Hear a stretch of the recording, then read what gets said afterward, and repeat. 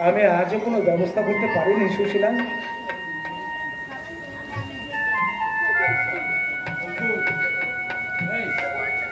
আজও আমি কোনো ব্যবস্থা করতে পারি না।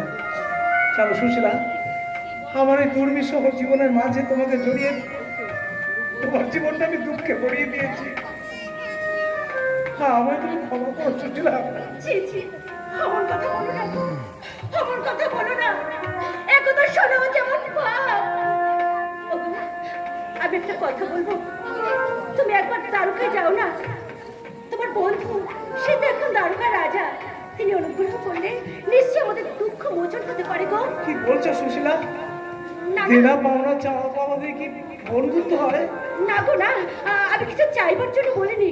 আসলে সন্তানরা যখন ক্ষুধার যন্ত্রণায় ছটফট করে, তখন যেমন এই মায়ের প্রাণ যে কিছুতেই সয় না গো, কিছুতেই সয় না। না না না না, এটা তোমার কোনো অপরাধ নেই সুশীলা, তোমার কোনো অপরাধ নেই।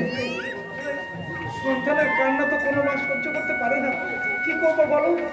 আচ্ছা শোনো, আমি আমি যেমন ভাবে পারি প্রয়োজনে ভিক্ষে করে হলো আমি কিছু একটা ব্যবস্থা এই দুর্বিষহ জীবনের মধ্যে দিয়ে আমি আজকের দিনের জন্য ভুলে যাব সুদামা একজন বেদজ্ঞ, সুদামা একজন শাস্ত্রজ্ঞ। তাই তো নগরবাসীর কাছে ভিক্ষে চাইতো আজকে আমার এতটুকু অসুবিধা। আমি একটা কথা বলবো, দাঁড়াও। তুমি চলে গেলে কেন? কি হলো? তুমি চলে গেলে কেন?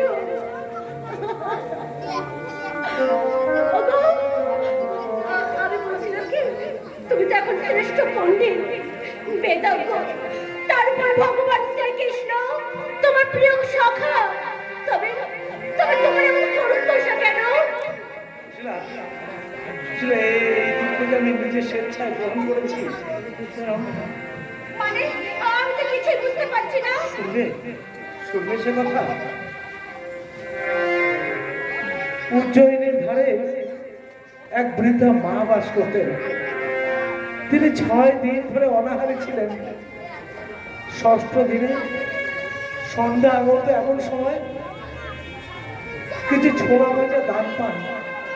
ভাবলেন এই সন্ধ্যে হয়ে এসছে, এখন আর সেবা করবো কি, কাল প্রভাতে গোপাল সেবা দিয়ে তারপরে ওই প্রসাদ গ্রহণ করবো। এই ভেবে তিনি যখন ওই ছোলা ভাজাটা একটা পুঁটলিতে সযত্নে বেঁধে শুধুমাত্র জল পান করে শিয়রের কাছে রেখে ঘুমিয়ে পড়লেন।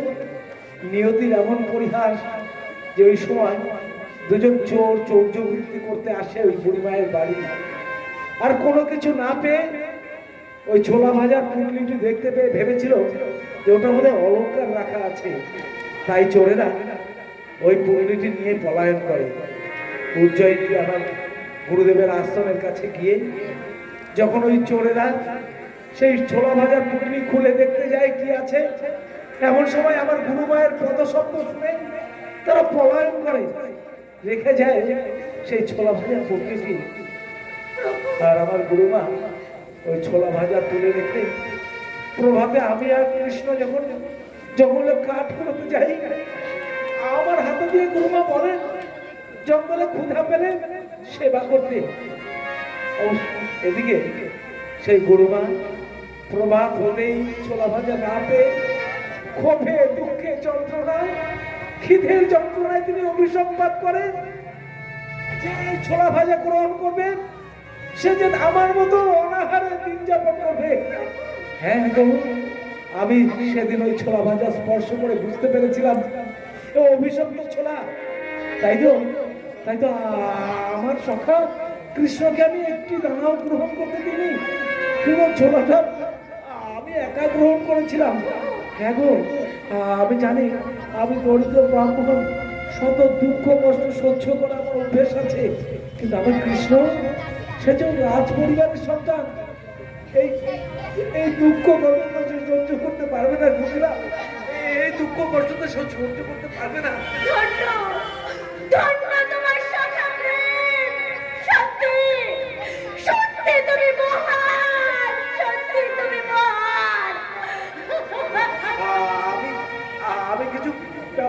অবশ্যই করবো। তুমি দুঃখ করো না সুশীলা, দুঃখ করো না। জানো এই জন্য যেহেতু আমার প্রাপ্য, তাই আমি কাউকে এই দৈবতার জন্য কাউকে আমি দোষারোপ করি না। আমি আসি সুশীলা। আপনি কি একজন অপেশাদার যাত্রা, নাটক, থিয়েটার শিল্পী? হতে পারেন অভিনেতা, অভিনেত্রী, কিংবা লেখক, নির্দেশক বা দল পরিচালক, অথবা নাচ, গান, লোকসঙ্গীত অথবা কীর্তন শিল্পী, কিংবা বাংলার সংস্কৃতি প্রেমী একজন দর্শক শ্রোতা। তাহলে ভিডিওটি আপনার জন্য। দেখতে থাকুন শেষ পর্যন্ত। নমস্কার, দেখছেন শ্রেয়া টিভি যাত্রা। আমি আপনাদের সাথে অপরাজিত হালদার। আমাদের উদ্দেশ্য ব্যক্তি স্বাধীনতাকে ঢাল করে যেভাবে প্রতিনিয়ত অপসংস্কৃতিতে ভরিয়ে তোলা হচ্ছে সমাজ তথা গোটা সোশ্যাল মিডিয়াকে, স্বাধীনতার নামে শালীনতার গণ্ডি ছাড়িয়ে যেভাবে অপসংস্কৃতির প্রতি আকৃষ্ট করে তোলা হচ্ছে আগামী প্রজন্মকে, তাই আমরা শ্রেয়া টিভি যাত্রা চ্যানেলের পক্ষ থেকে বিশেষ একটি অনুষ্ঠানের মাধ্যমে আমরা বাংলার আগামী প্রজন্মকে বাংলার আদি সংস্কৃতির প্রতি আরো বেশি আগ্রহী এবং আকৃষ্ট করে তুলবার একটি চেষ্টা আমরা চালিয়ে যাচ্ছি। খুব শীঘ্রই শ্রেয়া টিভি যাত্রা চ্যানেলে একটি অনুষ্ঠান শুরু করতে চলেছি, অজানা প্রতিভার সন্ধানে। এই অজানা প্রতিভার সন্ধানে অনুষ্ঠানের মধ্যে দিয়ে আপনি কিংবা আপনার সন্তানের সুপ্ত প্রতিভা তুলে ধরতে পারবেন আরো অনেক বেশি দর্শক শ্রোতা বন্ধুদের কাছে। তাই আপনার সাথে আমাদের কখন, কোথায়, কিভাবে যোগাযোগ হবে নিশ্চয়ই বলে দেবো এই ভিডিও শেষে। দেখতে থাকুন ভিডিও শেষ পর্যন্ত।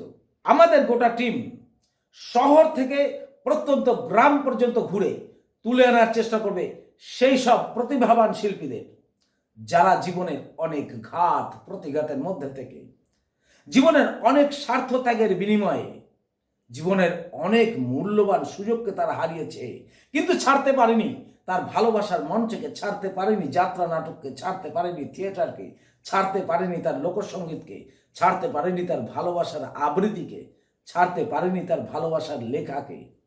এই সমস্ত শিল্পীদের যারা এক বুক বেদনা নিয়ে আজও পর্যন্ত যাত্রাকে ভালোবেসে, নাটককে ভালোবেসে, থিয়েটারকে ভালোবেসে, লোকসঙ্গীতকে ভালোবেসে, কীর্তনকে ভালোবেসে, যারা আজও গ্রামগঞ্জ থেকে মঞ্চ পর্যন্ত যারা পরিবেশন করে চলেছেন, যারা প্রতি মুহূর্তে প্রতিনিয়ত বাংলার আদি সংস্কৃতি চর্চা করে চলেছেন, সেই সমস্ত প্রতিভাবান শিল্পীদের আমরা খুঁজে আনার চেষ্টা করব।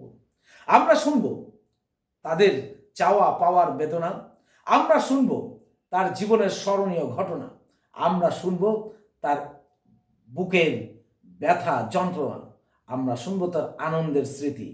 তাই দেখতে থাকুন। যদি আপনার মনে হয় আপনি অংশগ্রহণ করবেন এই অনুষ্ঠানের মধ্যে, তাহলে আমাদের কমেন্ট বক্সে আপনার ফোন নাম্বার দিয়ে একটি কমেন্ট করুন। আমরা, আমাদের টিম আপনার সাথে যোগাযোগ করে নেব। কখন, কোথায়, কিভাবে আপনার সাথে আমাদের যোগাযোগ হবে, আমরা আপনার সঙ্গে যোগাযোগ করব। আপনি শুধু একটি কমেন্ট করে আমাদেরকে জানান, আগ্রহ প্রকাশ করুন। আর হ্যাঁ, এর সব কিছুই সম্ভব যদি আপনারা আমাদেরকে সাপোর্ট করেন, আপনারা যদি আমাদেরকে উৎসাহিত করেন। আপনাদের একটি কমেন্ট, একটি লাইক, একটি শেয়ার, একটি সাবস্ক্রাইবের মাধ্যমে আমরা আরো বেশি উৎসাহিত হব, আমরা আরো উৎসাহ পাবো এবং কাজটা করতে আনন্দিত হব।